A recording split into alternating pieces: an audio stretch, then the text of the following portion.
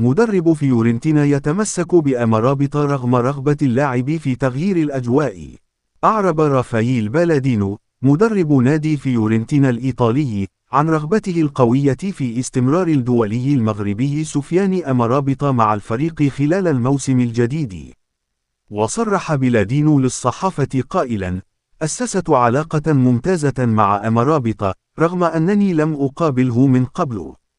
لقد أثبت جاهزيته للتدريبات والمباريات رغم شائعات الانتقال.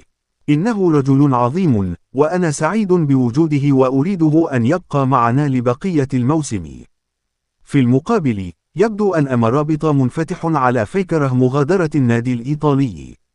وكان الأسد الأطلسي قد قضى فترة إعارة مع مانشستر يونايتد الإنجليزي الموسم الماضي، لكن النادي الإنجليزي تراجع عن تفعيل بند الشراء. ومع تبقي أيام معدودة على إغلاق سوق الانتقالات الصيفية، يسعى أمرابط للبحث عن وجهة جديدة، في حين يصر مدرب فيورنتينا على الاحتفاظ بخدمات اللاعب.